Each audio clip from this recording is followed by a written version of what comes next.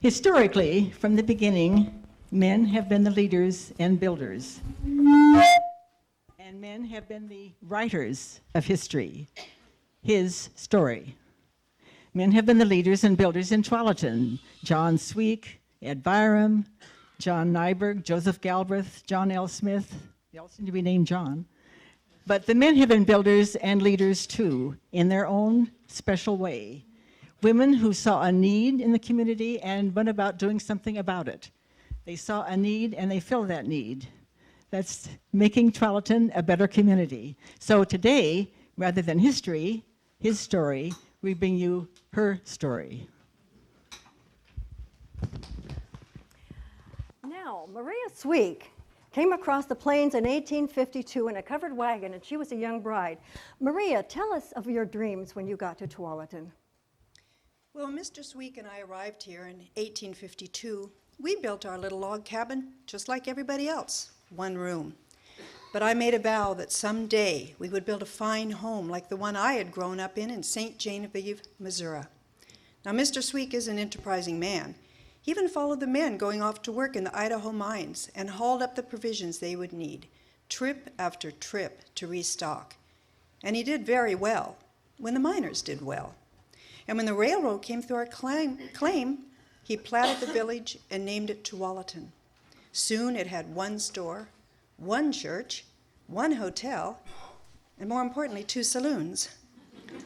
So now, Mr. Sweek, we did have some money, but we had several babies, and we really did need more room. And with a forest of trees on our claim and a sawmill nearby, we soon had plenty of boards to start building a proper home. But we built it in stages. A 2-story house, we finished the downstairs first, and left the upstairs into one big room to be built out into separate rooms later. But that one big room gave me an idea. Before we added the walls, we could use that room as a ballroom. And so we did.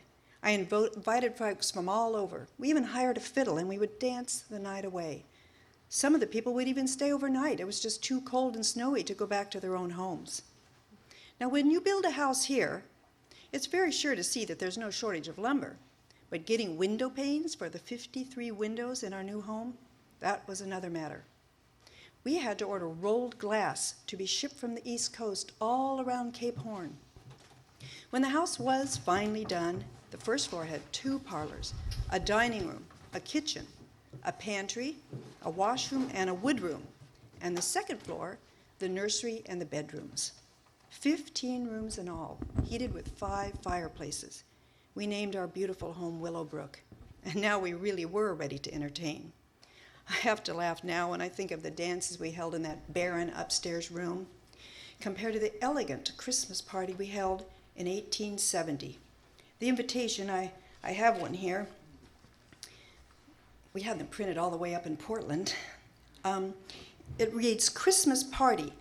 Then there was a line where we insert the folks' names, and it would say, yourself and lady are respectfully invited to attend a Christmas party at the residence of John Sweek on Friday evening, December 23rd, 1870. That was a beautiful party, the first of many. And over the years, we had many prominent guests stay in our home. I like to think Mr. Sweek and I add a little touch of elegance to this new little community. You certainly did, Maria.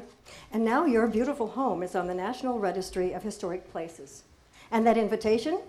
One of them recently turned up in an antique shop in Sherwood, and now it's back in the Sweek house. Lizzie Smith Robinson Jones, tell us all about what happened when your family hit Tualatin.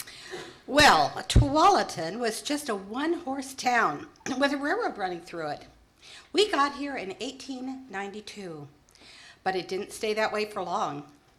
The whole Smith family settled here, all 11 of us, parents, siblings, and my husband, Newt Robinson, excuse me. I'm jumping ahead here. And me. Brother John was the powerhouse. He set up a sawmill, started logging operation, even built a boarding house for his workers, and he incorporated the business.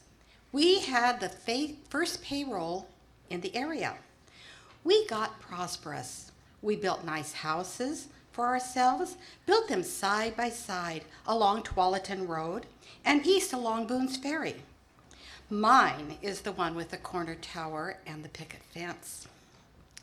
There was a store, a hotel, and a couple of saloons over by the railroad. But John L. built a big store on the corner of Boone's Ferry Road, a fancy one with a turret for Newt and me to run. We called it Robinson's Store. Then, when the Oregon Electric came through, in 1906, it ran right in front of our sawmill and our houses and our store. And they put the depot south, in front of your place, Maria. We were now the center of town. But John L. had great plans for building a fine brick store, using bricks from our own brickyard. Then tragedy. The fellows were running a big logging operation a couple of miles west when a cable snapped. It hit him. It was terrible, terrible. He was just in his prime. But Newt and I went ahead with his plan. We moved the wooden store over and made it the feed store. And in 1912, we built the brick store, Robinson's Brick Store. When it opened, we gave out fancy calendar plates to all of our customers. When Newt died, he left me well off. Now I own most of the property around town. People say that whatever I don't own, John Wish holds the mortgage on. Well, I make it my business to keep the town up to snuff. I've headed up some organizations, and I write for the local newspaper. And I want to keep people informed, you know. We made money, but we were generous too. Donated land for the new Methodist Church in 1925, and gave up land for the VFW Hall, the Quonset building the vets put up in 1952. Can I tell you something funny? Sometime after Newt passed away, Crump Jones and a friend, railroad men, stopped by here. They joked that they wanted to marry rich widows. Well, Crump did just that. He married me. And now he spends his time helping me collect my rents. Your brick store, it has now also been moved, Lizzie, and the new owner, Mr. Imami, was given one of those vintage calendar plates in tribute for saving that landmark building. Jesse Byram, come forth and tell us your story. You know, I think I married the nicest man in all of Tualatin, Joseph Byram, and the handsomest too.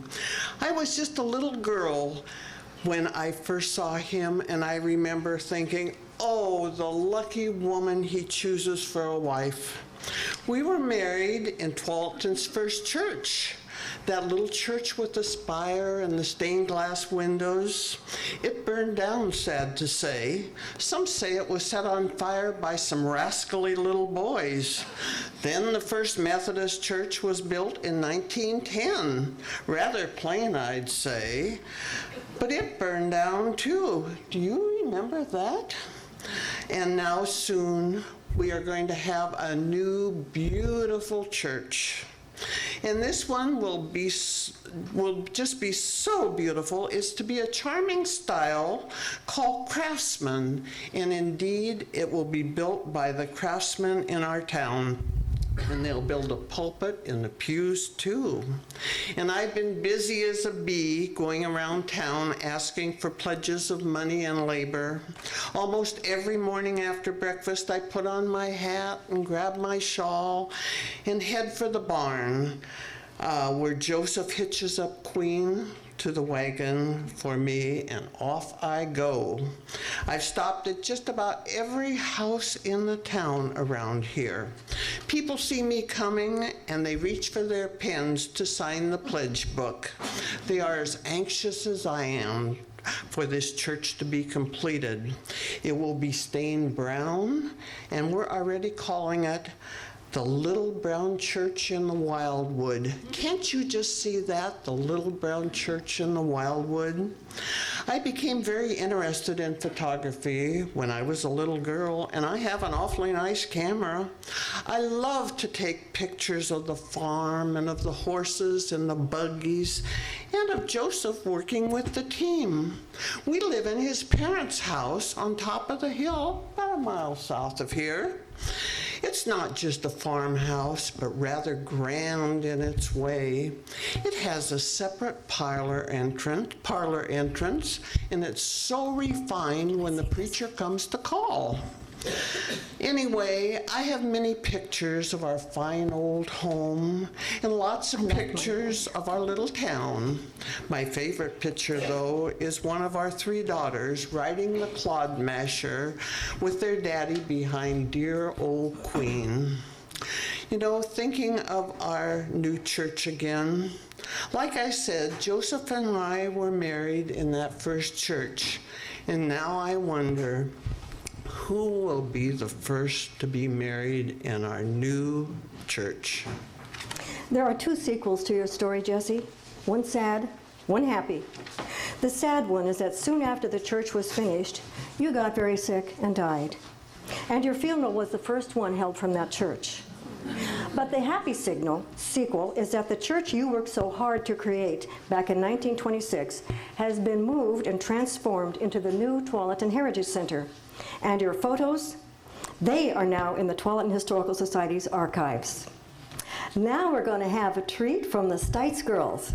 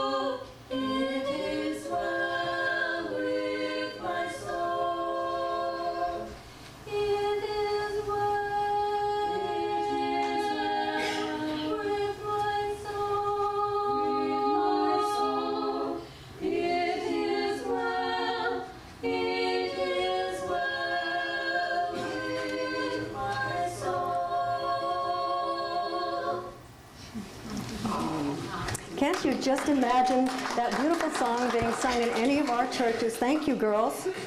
Rosie Juergens-Castile, you've been around a long time. Tualatin, come and talk to us about your work. All 10 of us Juergen kids went to school in the little red schoolhouse when we could be spared from our farm chores. My mother died when I was little, and I was sent to live with my dad's cousin and his wife, Lou and Mary Sagert, on their farm. She taught me to keep house. I learned to bake, clean, sew, and scrub clothes on a washboard. I liked doing those chores. But you know, one day, I asked her if I should grease the pie pan. I was making a pie, and she said to me, "It's a poor pie that can't grease its own bottom." I married Harvey Castile when I was 17, and though we brought 6 babies into the world, 3 of our dear children died and are buried in Winoma Cemetery. But we raised 3 fine daughters in our little house. It's halfway between a Methodist church and a school. A convenient location, too, for the church, my house, and the school are where I do most of my work. I saw that church in Old Town burn down, you know, and I helped all I could when it was built in 1926. our little brown church in the Wildwood. I've always had a knack for getting things done. Had to, growing up. So I stepped up to organize church bazaars, quilting bees, my favorite.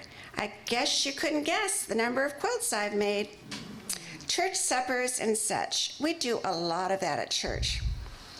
Guess I'm doing a good job, for the women keep re-electing me president of the Ladies' Aid Society, going on 30 years now.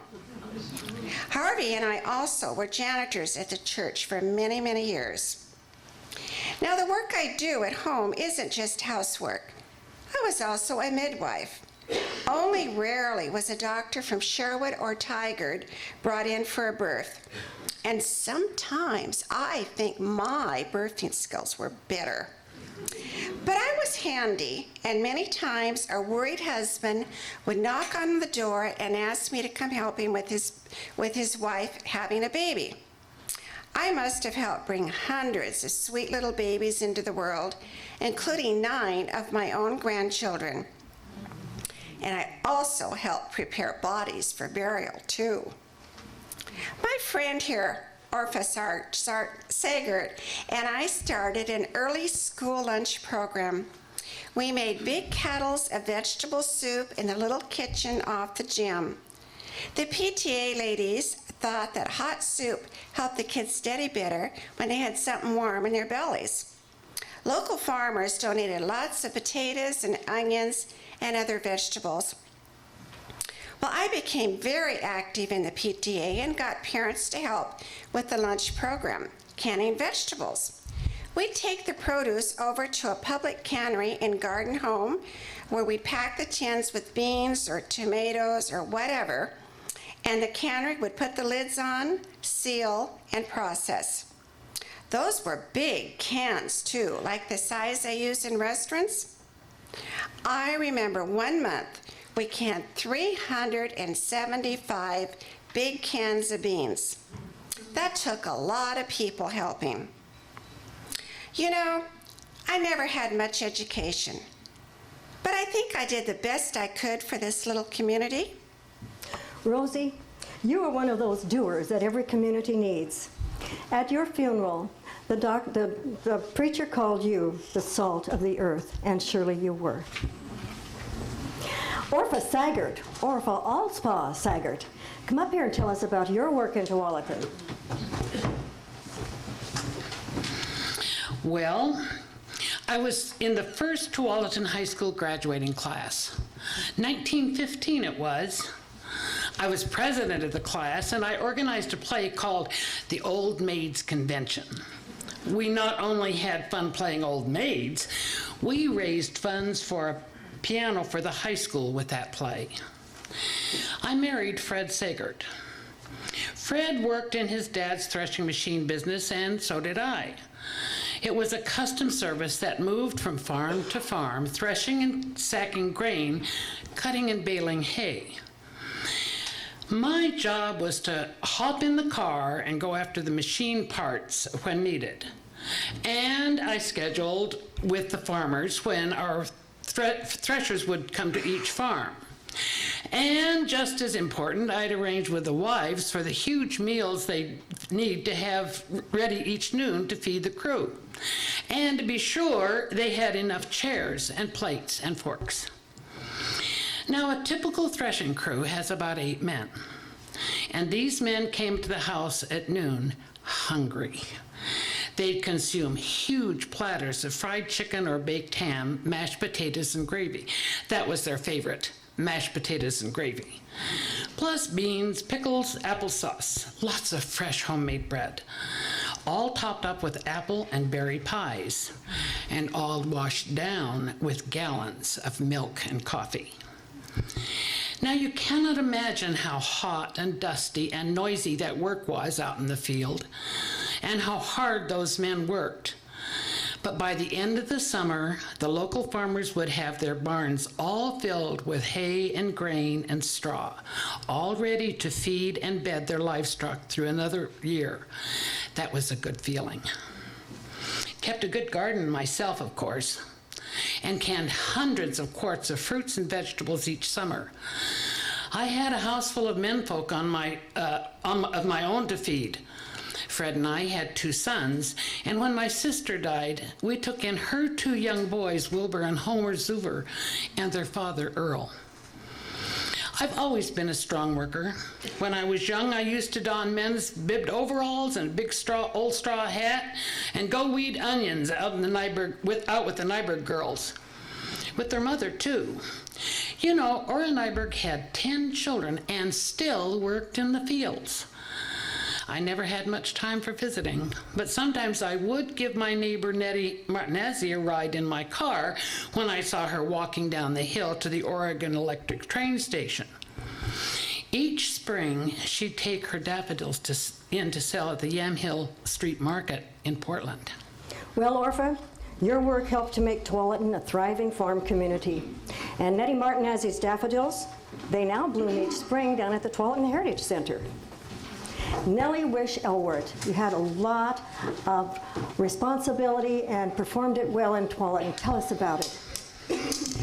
I grew up in a house just a block from 2 railroad stations over in Old Town. Trains were blowing their whistles, going in both directions all day long.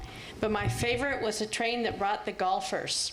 They'd step off the Oregon Electric, golf bags over their shoulders, and head off over to the golf links. It wasn't long before I began following them to work as a caddy. I could earn 25 cents a day carrying a golfer's bag. I was strong and ambitious, so sometimes I'd carry 2 or 3 bags to earn more. Sometimes I caddied for Julius Meyer of Meyer and Frank stores. He liked how hard I worked, and when he heard how much I wanted to go to college, you know what he did? He passed his hat among those golfers. Some of them were pretty well off, and he came up with $500. He gave it to me and said, "Here you are, Nellie. Now get yourself a good education." I was so grateful. I used that to enroll in Oregon Agricultural College down in Corvallis, where I got a degree in business education. I married Fred Elwart. He was a local farmer, and I got a job teaching commercial arts at Tigard High School at $135 a month. That was in 1927. Fred and I had no children of our own, so I got in the habit of giving extra time and attention to some of my better students. I remembered how old Julius Meyer gave me a hand up and how that paid off.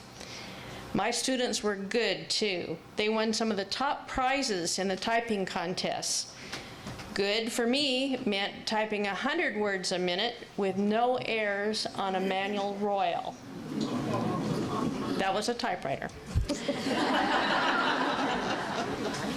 And I paved the way for many of them to get jobs in Portland firms and get into training positions. I had enough contacts with Portland businesses to do that. I got Yvonne Saranen into an executive training program with U.S. Bank in Portland, and that led to a good job. But you're going to hear her story later. You know, I got the most joy out of giving people a leg up. I knew about the desperate men out of work. This was during the Depression. So I'd drive an old school bus down to Portland Skid Row over on Burnside. Told them they could get $1 or $2 and all the food they could eat if they came out for a day of hard work on the farm, and they were eager to work.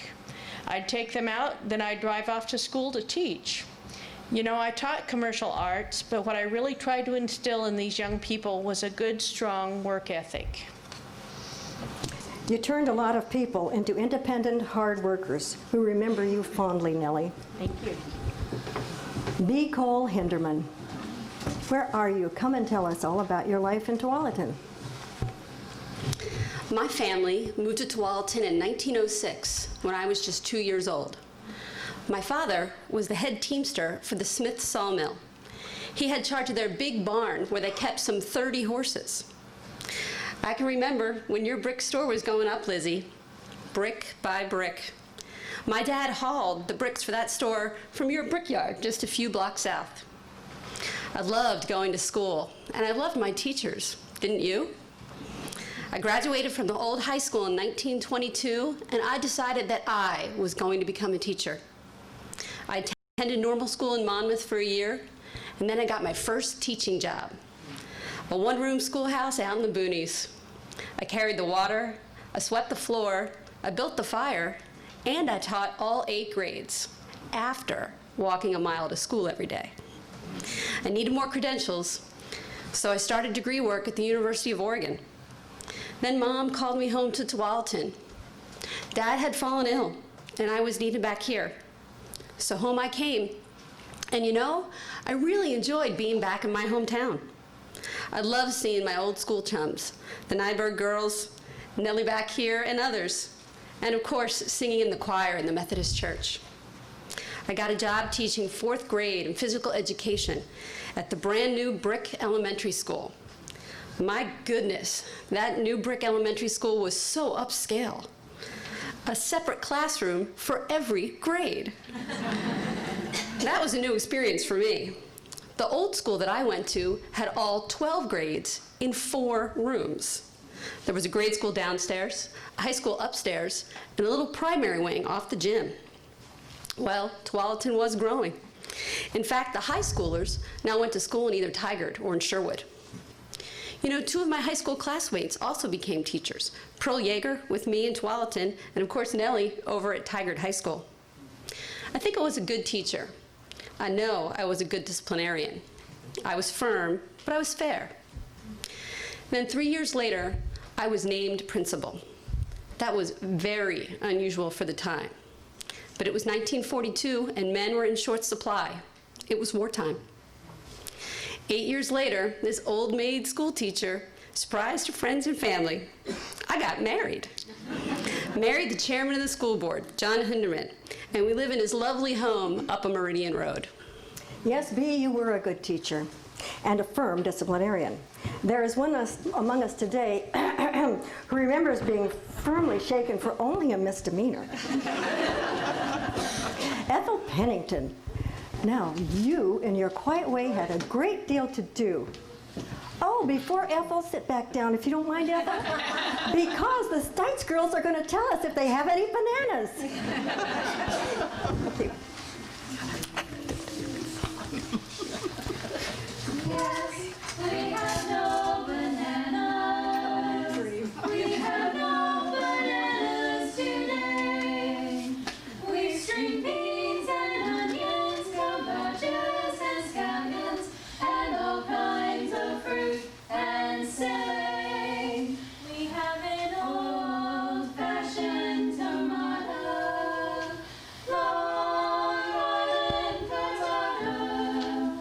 But yes, we have no bananas. We have no bananas today. And you know, I just know Nellie and Bea and some of these other women just loved that song and could sing it too. Now, Ethel, forgive me, but you may come forward now. Well, this Grange Hall looks familiar to me. I've been member of the Monona Grange ever since I can remember. My husband, Merrill, and I came to Tualatin in 1929. Bought a 160-acre farm south of here with lots of old-growth timber, which will come in handy, as I will tell you. And now I'm Grange Master. The Grange was formed in Tualatin in 1895, when about everyone around here was a farmer. Their first meetings were upstairs over a store in Old Town. Then, when that was closed, we met at the old school gym. When we heard that that was being torn down, I said, okay, folks, it's time we had our own hall. First job was to raise money. We did it every which way. We had a hard times dance and charged everybody a dime. We gathered pledges, and I asked every member to do something extra to earn $1 towards the fund. I told them I didn't care how they got it, just to put $1 in the purse at the next meeting. I took the purse over to Citizens Bank in Sherwood, signed for a $1,000 loan, and the work began. Our first job was to dig out the basement, and for that, the members hitched their horses to scrapers and dug out 4 feet of dirt. Next was the lumber, and for that, Merrill looked at 30 acres on our place and got out the saw. He felled some saplings for posts. Check them out when you're downstairs. Those are what fold up this floor. And then he cleared some timber and had it cut into 2x4s, all old growth. Merrill supervised the construction and says the posts and beams in this hall will last about forever. You know, the Grange was organized in 1867 by a fellow who was inspired by these words of Thomas Jefferson: "A career in agriculture, tending the soil, and producing food for the nation is the highest type of employment there is." Think about that. But the Grange isn't just about farming. This hall is also the center of social activity and is often filled to capacity with suppers, bazaars, plays, dances. This hardwood floor is wonderful for dancing. And music has always been important right from the start. One of the Grange's very first purchases over in Old Town was a Breed organ. It cost $48.25. And those thirsty folks got their money back right away by renting it out to other organizations for $1 a night.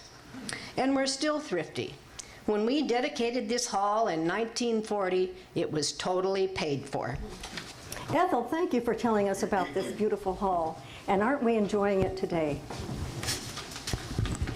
Nami Sasaki, you have a wonderful story to tell. I was a shy new bride of 19 when I came to Tualatin in 1939 and moved in with my husband Art and his parents. It was a big farm 3 miles south of town. I was put right to work, growing berries, harvesting cordwood, and clearing land. We started a family. Our first child, Suzanne, was born in 1940. Then a year later came that December day when we heard the news from Pearl Harbor. Tens of thousands of us Japanese Americans had to leave our homes and go off to internment camps further inland. We had so little time to prepare for that, only weeks, to pack only what we could carry. But we were lucky that our neighbors, the Michaels family, managed the farm for those 3 years we were in Idaho and kept things intact. We had a place to come home to. Many families weren't so fortunate. The size of the farm has grown over the years since Art's folks bought it back in 1914. Now it's 100 acres. Additions were made to the tiny house to accommodate a family of 7. Our son Art and our daughter Joyce was born in the internment camp. We plant strawberries, rows and rows of strawberries. I picked these this morning. Each June, when the plants are red with berries, we're ready for the pickers. Managing the pickers, that's my job. Local youngsters, and you had to be at least 12 years old, and no exceptions, walk, ride their bikes, or take our bus to come and put in a good day's work. I would hire as many as 125 kids over one season. My rules are firm. No stepping over the berries. If you have to go to a different row, you walk to the end of the row and go around. And no throwing berries, ever. I have to be strict about rules, and sad to say I have to let some kids go who won't pay attention to that. And I certainly hope that doesn't include any of you. Others tell me that they learn good working habits in their days in the strawberry fields. I've even been told that some have learned how to straddle a plant, bend straight over, and always wear a straw hat. When the season ends, we're ready to celebrate. While we hand out paychecks, we also have a big picnic in our yard. We treat everyone to hot dogs and ice cream and all the strawberries that you can eat if you haven't grown sick of them. Life has been good, so we build a larger house and let ourselves spend more time with landscaping. I've always admired the beauty and simplicity of native plants and the natural environment, so I choose plants, trees, shrubs, and place them to take advantage of the slight slope of the property and where the sun shines. Most of the plants were gifts and have interesting stories. The rocks were moved from other places on the property. A prized tree peony, the source for plants in the Oregon Garden and other national and international botanical gardens, came from Japan in someone's pocket. Lots of decisions and hard work, but it's work I love. Keeping it looking as good as new, that takes lots of work too. But when doing something you love, it isn't work at all. It's strawberry fields forever for some of us, Nami. And it's still a pleasure to drive past your beautifully landscaped home. Ann Martinezzi, what in the world did you do in Tualatin? Me, settle down to be a farmer's wife, gather eggs in my apron? Not me. After I graduated from high school, I had a career as a journalist, wrote for several Oregon newspapers. I knew how to write a good story and meet a deadline. Then I got married. Guess who to? A farmer from here in Tualatin. So I got a job reporting for the Sherwood Valley News. I'd walk up to Jurgens Park from our farm on Jurgens Road, catch a bus at Six Corners, and walk into Sherwood to my desk at the news office. I also worked as a burner at the Portland shipyards and on Swan Island. I got a couple of burns on my arms to remember that job by.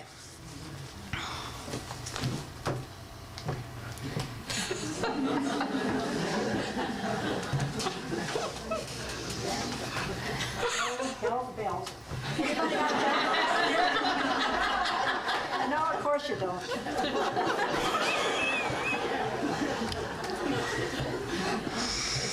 In 1958, the Tualatin Booster Club decided to start up the Crawfish Festival again. Lois Dalton over there, she asked me to write a history of the founding families in Oregon, first Oregon Centennial Year. Well, this was the kind of story I wanted to write. Art, my husband, and I, we were really excited. He was born here in Tualatin, as was his mother. They knew all the old families and their stories. So we interviewed the descendants of the early settlers, the Hedges, the Byrons, the Galbraiths, the Sagerts, the Nybergs, and they were eager to share their folklore. We looked through all family albums with them and found some great pictures to run with their stories. We went through the files at the old newspapers, and information just kept popping up. When we talked to Clyde Hedges, he remembers that the Oregon Historical Society came out here in 1900, took a picture of old Isaac Ball, our first school teacher, by the remains of the first little log schoolhouse. So I went to the society, I found that original picture, and I ran it with my story. Then in the evening, when all the chores were done and the supper dishes were washed, I'd set up my underwood on the kitchen table and weave together all the threads we had found.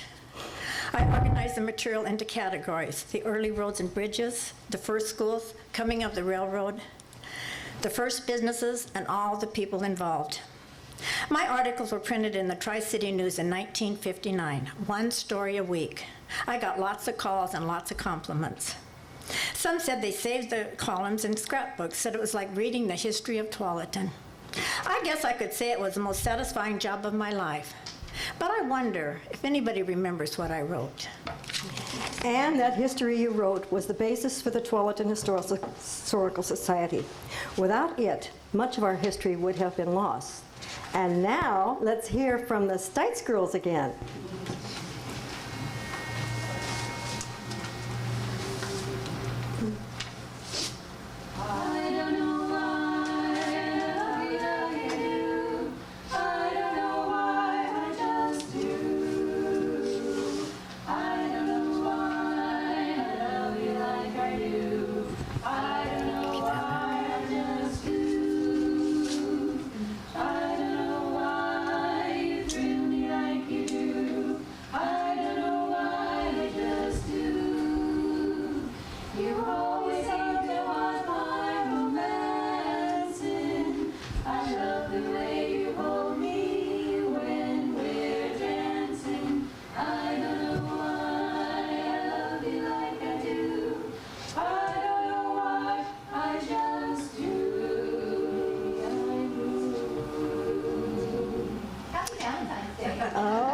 Doesn't that just remind you of the old times when people sang so much? Oh, that was wonderful. Lois Dalton, you have a remarkable story to tell. Come forward and tell us.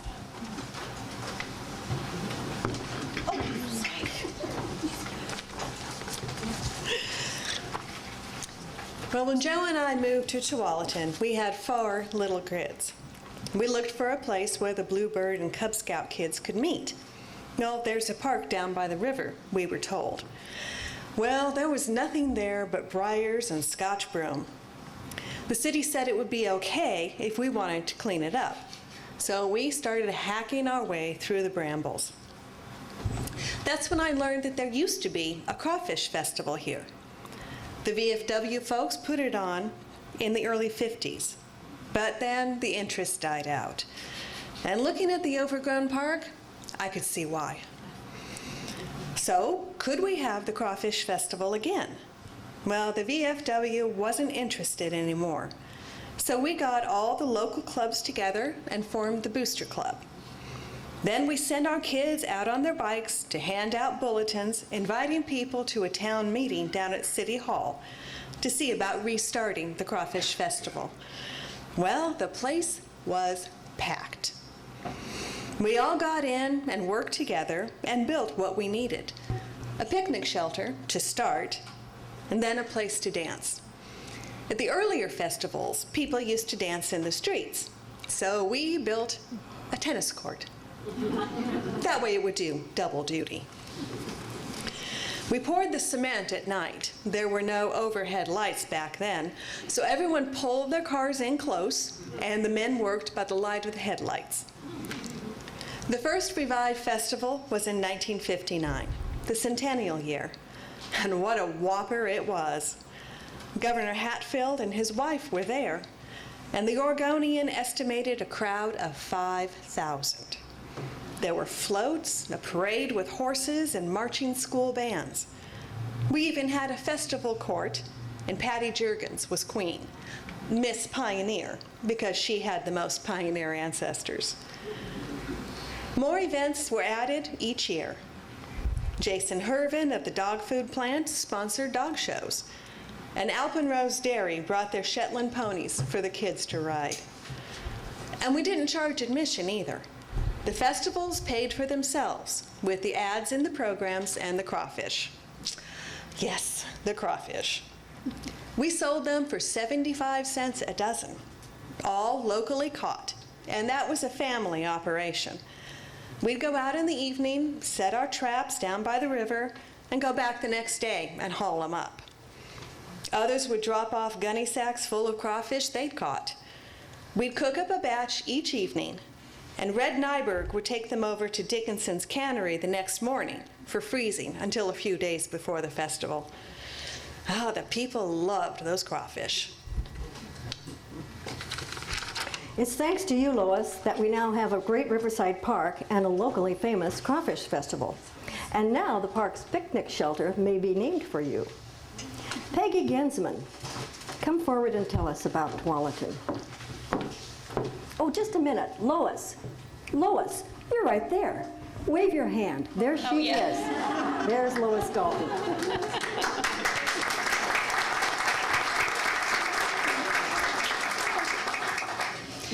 When my husband Lee and I moved to Tualatin, we thought this place looked just right to raise a family. The population was 300 people, and that was 1954. I sold insurance and I did some odd jobs. So I decided to look around and see what the future looked like. They were building I-5 then, running it right through town on its way to Portland. And that meant one thing to me: the area was going to grow, and real estate was a good business to get into. So I got my realtor's license and I worked for Tigard Realty for a while. And in 1962, I set up shop. I fixed up an office in the Summers former house over on Nyberg, just about where the lake is now, and named my business Metro West Realty. That name just popped into my head one night. Well, I sold 5 houses the very first month. Then I sold the Juergens estate on Tualatin Road, and that was 75 acres. The fellow I sold it to divided it into several hundred building lots, and that was Apache Bluff, Tualatin's first development. In the first 20 years of selling houses, the average house grew in size and in price from $30,000 to $150,000. But there was no shortage of buyers. They were eager. One California couple called me at 10 o'clock at night and wanted to go see a house. I had to show it to them with a flashlight because there was no power. They bought it on the spot. Metro West Realty was the only real estate office in Tualatin until the early 80s, and that was the time of fervent growth. When Tualatin became known as the fastest growing city and the fastest growing county in Oregon. Lee, my husband, was mayor during that time, and so that made me the first lady. The city needed citizen volunteers to thrash out its growing problems. I served on the Architectural Review Board and the Core Area Parking District. Those both led to the Tualatin Business Association, and I was president of that. Not just work, though, it was fun, too. Once we hosted 150 guests for an association luau, and I served a pig roasted in an open pit. I was president of the PTA a couple of times. With kids in school, I figured I needed to put my time in there, too. But each time I was president, I got pregnant. So I figured, better stop that. Well, that was back when they did memorable fundraising school carnivals. Fundraising, they called it. I was the gypsy each year, and I read palms. Amazing how accurate I was. The highlight I remember most was when the six of us moms, Corrine Baker, Claire O'Callahan, Jane Brown, Marion Von Heining, and Dorothea Pennington and I all did the can-can. That was a lot of high kicking as we imagined we were in a Parisian dance hall. Let's see. How did I do that?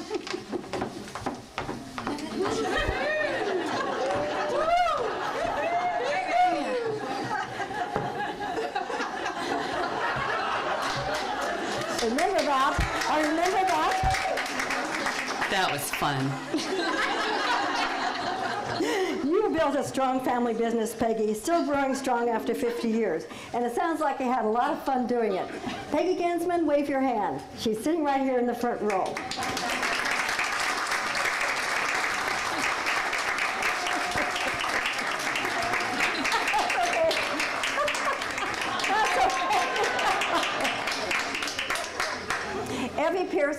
Every Pearson Andrews, you have a special place in the hearts of many, many people in this community, children and their parents. Tell us about it. When I first stepped in to the Tualatin Elementary School in 1966, it was as a student teacher, and I never left. 30 years later, I officially retired, but having continued as a substitute teacher with 44 years and still counting.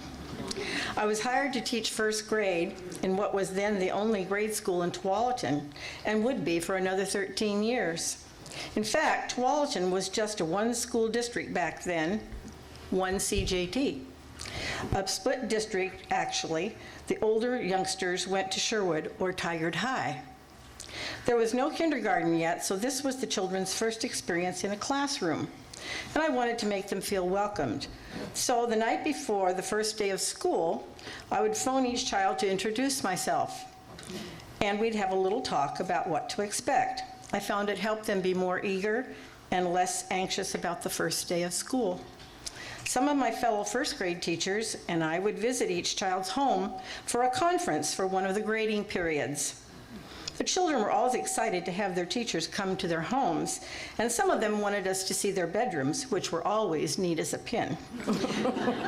We found this was a good way to help the children, parents, and teachers feel comfortable with each other. First graders are a wonderful age to teach. They're so eager to learn, and story writing each day was a given, and the children were often, you would use their own experiences to write their stories. The bulletin boards abounded with their work, and sometimes I'd hang their work on strings from the light fixtures in the middle of the room. Art, music, and PE were always priorities that enriched their lives, and it was always rewarding to see how the timid child in September would blossom into a confident, savvy youngster by June. I was privileged to receive some nice rewards myself. In 1984, I was named Oregon Teacher of the Year. I also received the first Christa Mcauliffe Award for the state of Oregon. And in 1990, I was one of the 6 Oregon teachers presented with the Milken Family Foundation Educators Award of $25,000. When the school was vacated in June of 2004 and replaced by the new school up on Avery, I helped plan the reunion party. It was for all who had a connection with the school over its 65 years. Some 400 people attended, and they really enjoyed it. They rekindled old friendships and enjoyed seeing all the pictures and memorabilia that we had posted in the gym, grouped by decades. Then it was time to bid our farewells to that wonderful old brick school. You were a much-loved teacher, Evie, and it's easy to see why. Now it's time for a final farewell to the old school. It's scheduled to be demolished this spring, but the developer does plan to use the bricks. Althea Pratt Broom is also a very special person to Tualatin, and now we're going to hear her story.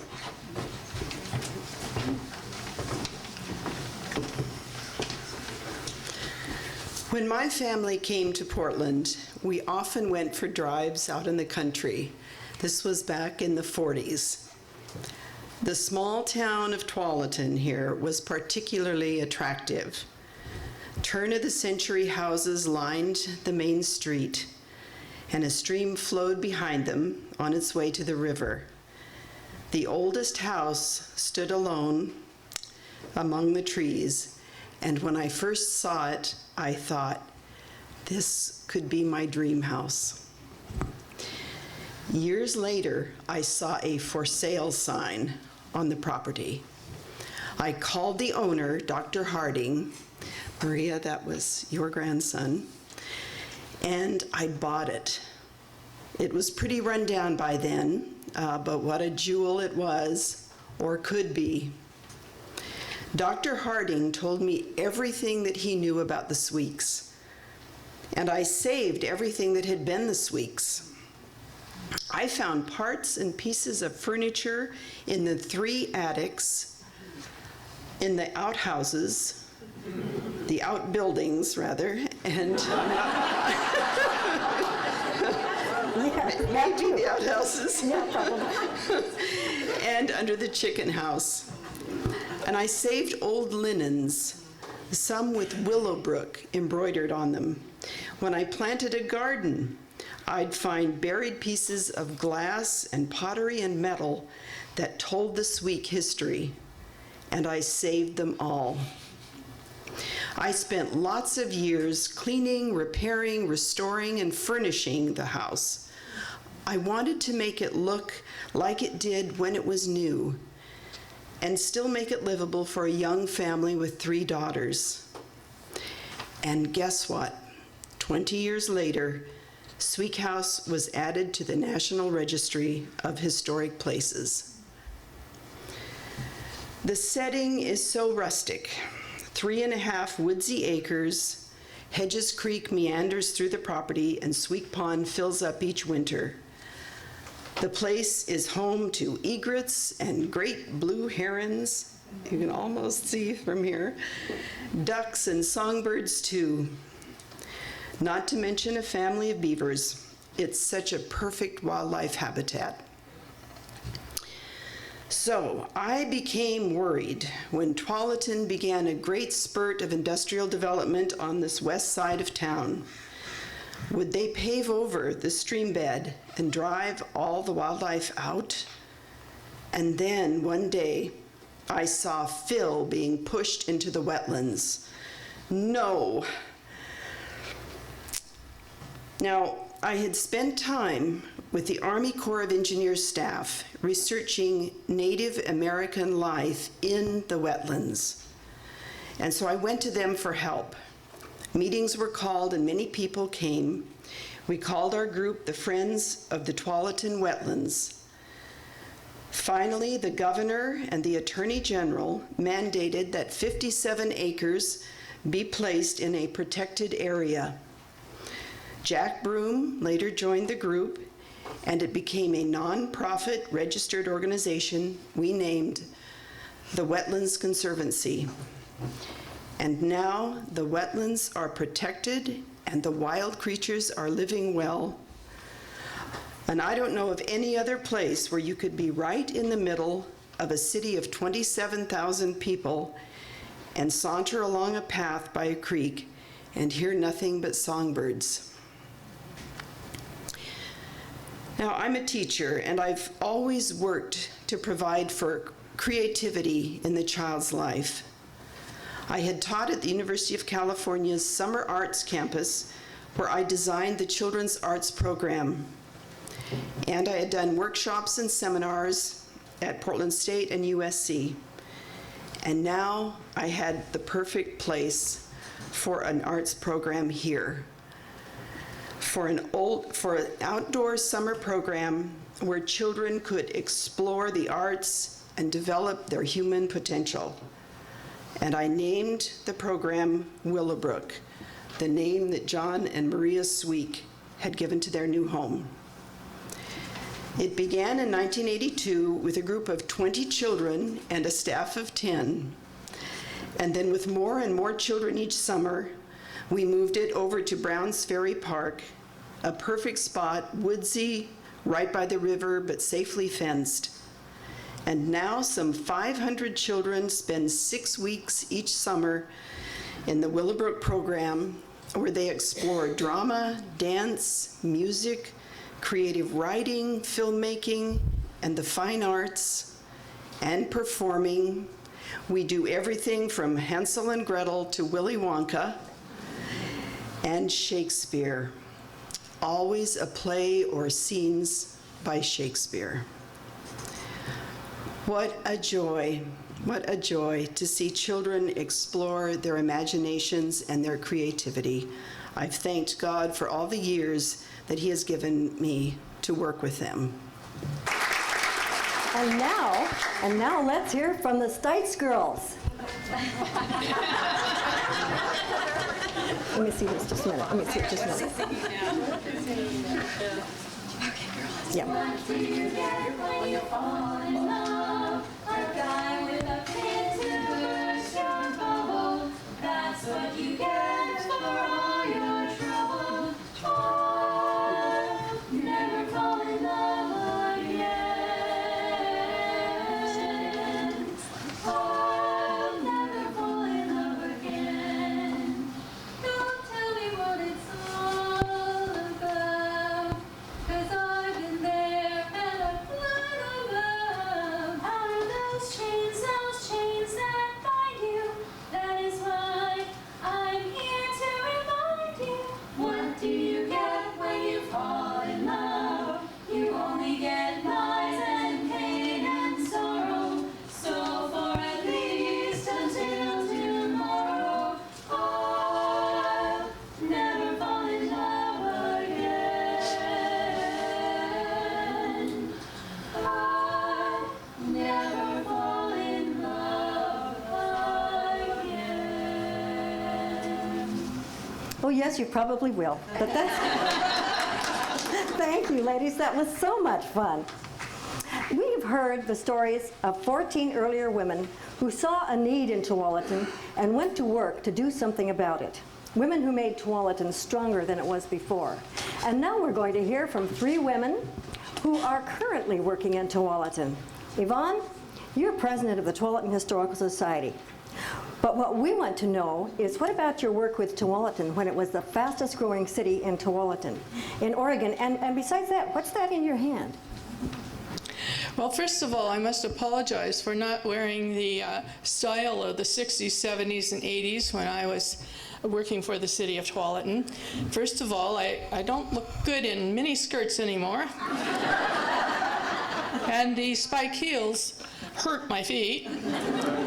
And although I was a closet women's libber in those times, it's not possible for me to go braless.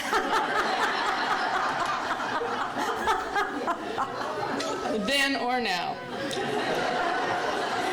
Ron, you were hired as the treasurer for the city in 1964. What was Tualatin like then? And what is that thing in your hand? What is that? I was actually elected as the city treasurer, and the town was 300 then. My campaign managers were my sisters, Yvette and Annette. I was barely early 20s when it started. And I was working in finance at the time. My teacher, Nellie Elward, had placed me at U.S. National Bank as a work college student, so I had a little bit of finance behind me. When I started Tualatin, like I said, Tualatin was 300. The city hall wasn't open. And upon election, I found the city was $28,000 in debt.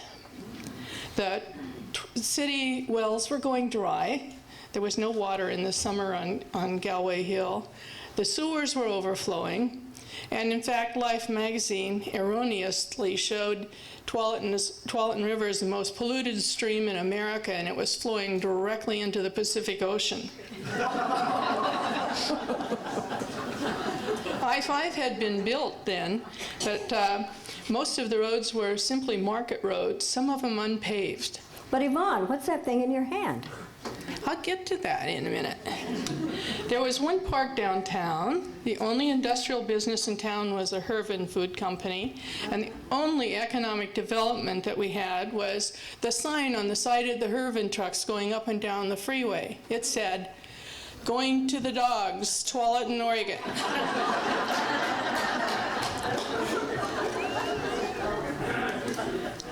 Now, Lois, this has been a keepsake of mine for a number of years. My husband polished it up. This was the ball at the top of the flagpole. It's a toilet float. Thank you. I wanted to know. A few years later, Yvonne, you were named as city manager and judge. The first city manager in Tualatin, the very first, and a woman to boot. Tell us how you sentenced young traffic offenders in those days. We had no police force then. We contracted with the Washington County Sheriff's Department for 24-hour police protection, and they were very anxious to cite people in court. So there was a need for a judge, and as usual, with no experience, I was appointed as a beside the regular people in my court, the Brothers Speed Outlaw Motorcycle Club, I had a number of young people coming into the court, and I knew, because I wasn't much older than them, that they wouldn't listen to their parents say drive safely.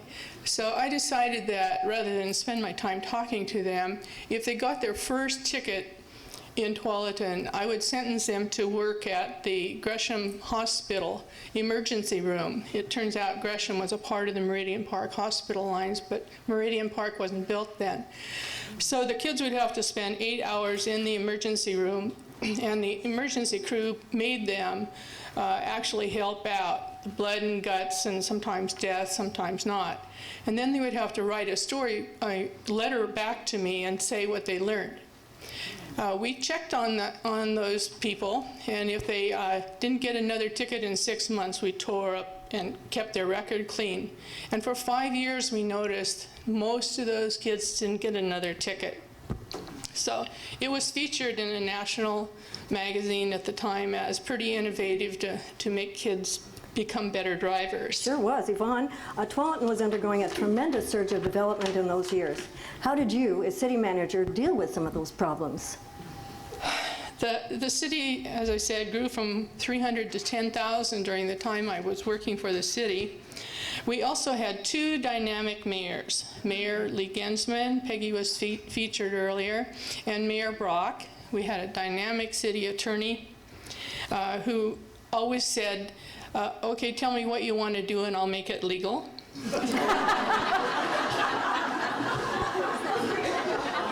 And we had a top-rate Oregon engineering firm, CH2M Hill. They were our team. So first we borrowed money to hook up to the Bull Run water system through the Lake Grove Water District, and we got water. It so happens that when they turned on the water, most of the water heaters in the city blew up because they hadn't had any pressure in them in years. We also had about 1,000 acres of industrial land and started providing water lines to them. We applied for federal funds to build a tertiary treatment plant. That's 3 stages of treatment, and not many in Oregon have it now. And Herb and Company gave us the land because they were in big sewage treatment problem too. We applied for federal funds to widen and pave the parks and the roads, and we started planning on I-205. We established a downtown urban renewal area to eliminate blight, and OMG, did we have blight. You can see the rewards of it now, 30-some years later. We started getting developers to set aside land for parks and open space as they develop their land, and we applied for a lot of grants to buy more park land. Our idea was if we bought the park land and kept just to get as much land as we could, somebody else would come along and develop it in the future. And we recruited a major employer, the Meridian Park Hospital. Well, tell us how Meridian Park Hospital came to be located in Tualatin. 3 Portland hospitals, Emmanuel, Physicians and Surgeons, and Metropolitan Hospitals, now Meridian Park Legacy, I don't know the formal name of it. They were looking for a site to build a new hospital on the southwest side. They had 3 sites planned on I-5, and we wanted it. So we decided to go for the economic development. The first day we met with the CEOs, and I hope some of you remember the old City Hall that I'm talking about. The 3 hospital CEOs met with us in the City Hall. The door was open, it was kind of warm, and we were making good progress until old lady Breakbush came to pay her water bill. She was a very vocal old lady, and at the bottom of the stairs she started cursing the city council and saying, those corrupt officials, those guys, they cheat everybody, they cheat on their wives, they do everything. Well, we were devastated. So I went to the door to meet her and stood at the top of the door. And when she got she got up to the top of the stairs, she was still yelling about those damn city council people. And I said, hello, Mrs. Breakbush. She said, oh, hello, sweetie. She gave me saved by the bell. It wasn't that easy to annex a hospital, though. We found out we had a policy of not allowing water or sewer unless they were in the city. And the hospital site was in Clackamas County, out of the city and in Clackamas County. It took us 2 years to finally get that land annexed to the city and zoned properly because we were opposed by the Tualatin Valley Homeowners Association, vigorously opposed by them. But over that period of time, we prevailed.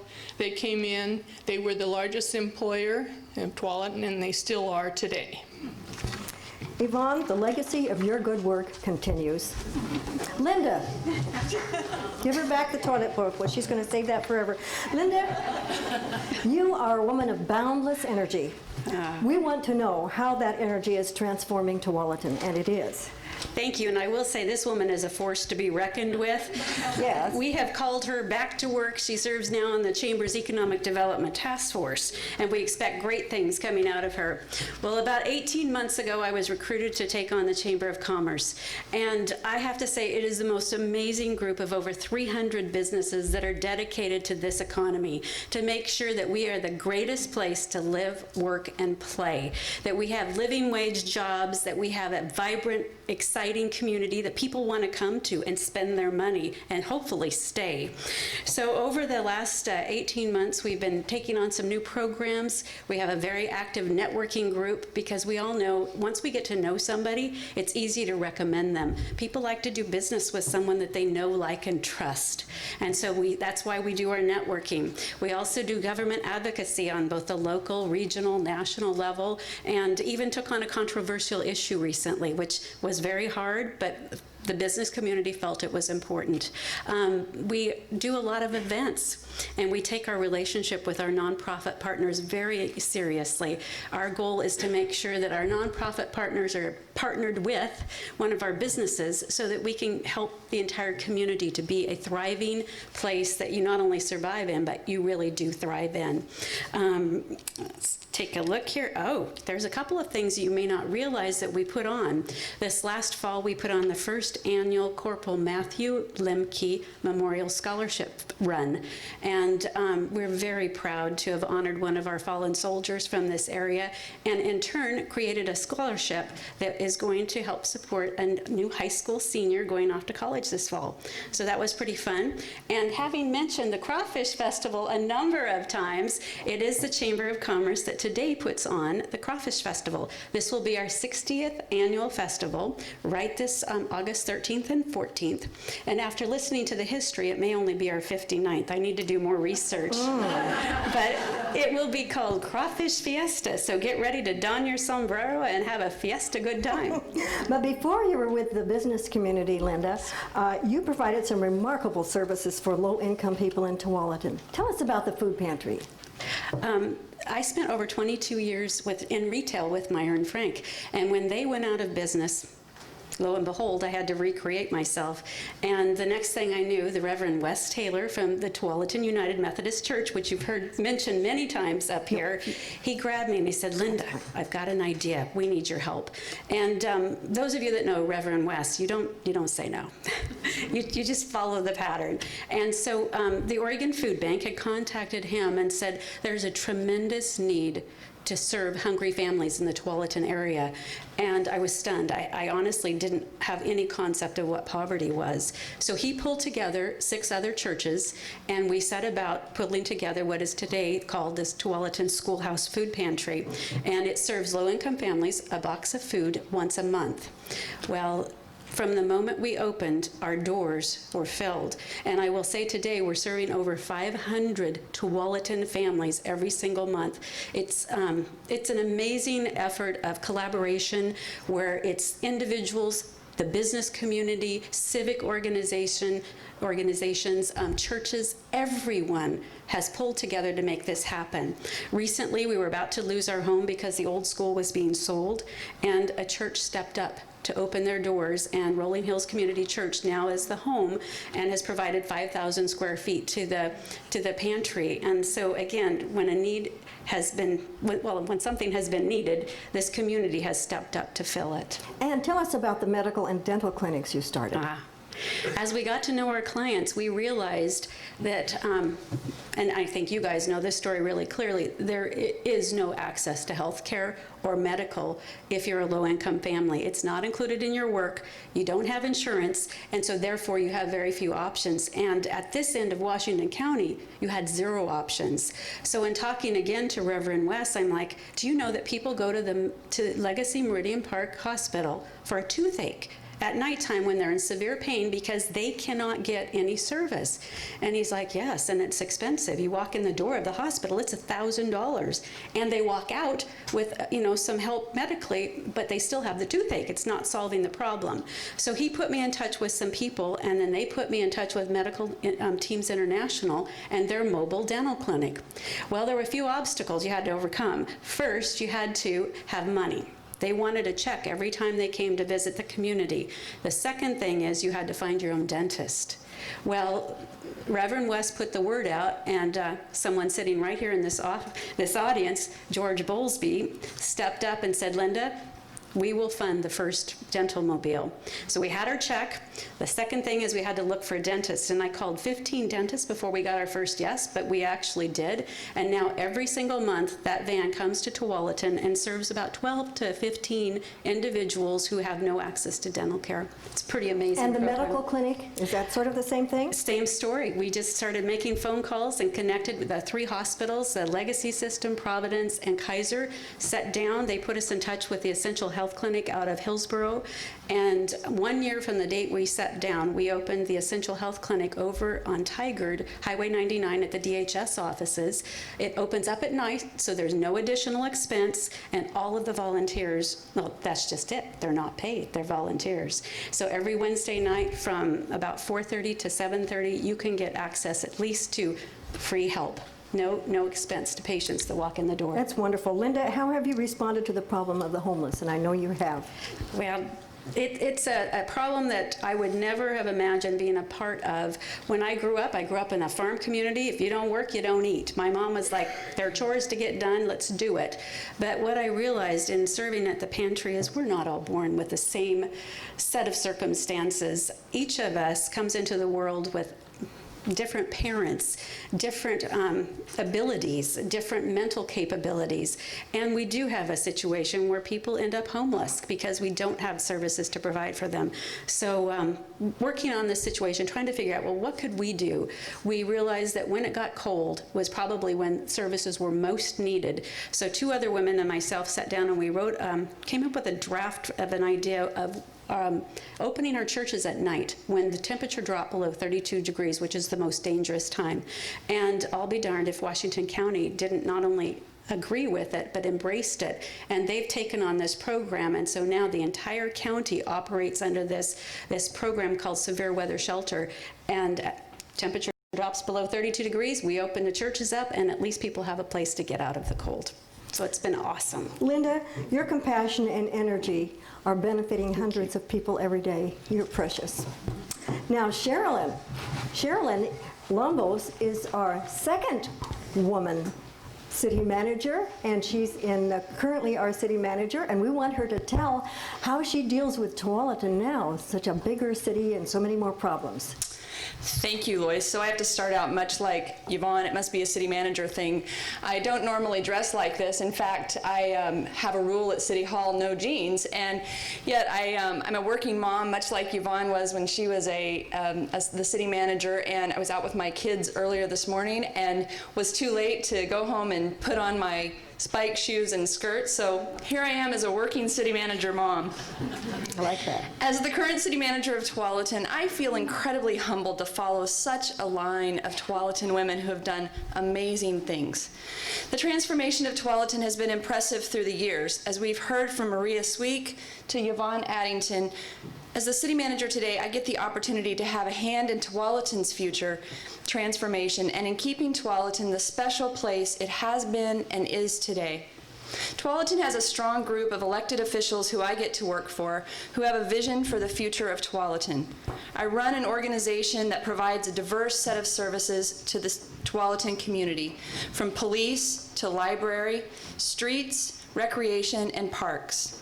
As the city manager, I get to be involved in a wide range of challenging community issues, from train horn noise to congestion on our roads to working with Linda and the business community. As a regional leader, I get to be involved in conversations about growth and regional development. Tualatin is actively planning for the future. When Yvonne was city manager, she mentioned that she put the first urban renewal district into place to help spur good development in our downtown. Today, we're working on continuing that urban renewal district that will allow the city to invest in the redevelopment of our community. Tualatin will be a very different place in 25 years than it is today. But the planning we do today, much like the planning these women did many years ago, and the investments we make today will shape what we look like into the future. We are involved in planning areas of future growth, out past the old Coach Farm and in the areas between us and Wilsonville. All of the pieces must come together in those areas in order to create something as special as we have today. Those pieces include the provision of water and sewer, new roads, and zoning for the kind of development we want to see. The women we have heard from today laid the groundwork and helped make Tualatin the community it is today. As Tualatin's second woman city manager, and there have only been 4 in our history, I am honored to have a part in helping to connect the past, the present, and the future. And now you've heard what these 17 incredible women have done to shape Tualatin. They are women who saw a need and did something about it. They filled that need. Ladies,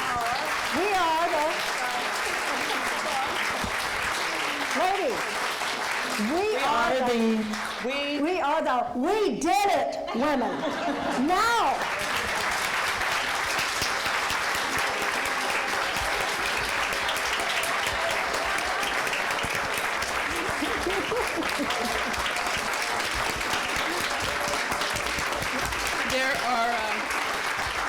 There are two more we did it ladies who have pushed the rest of us so far as to put on this thing today. I'd like to also, yes, if you will help me with that, highlight Lois Martinezzi and Karen Lemke-Nygaard. They created the Historical Society 24 years ago and have been pushing us around to remember old Tualatin for all those years. Like Lois's husband, who held the position that I have now years ago, I didn't even know I liked Tualatin history until Lois told me I did. And Karen spent 20 years in New York as an associate editor for a national school magazine, and finally came home for a brief period, and now comes up here all the way from Los Angeles to just put on these productions. They're both community activists of long time, and we're so proud of them. So the flowers are for you, ladies. Thank you. Thank you.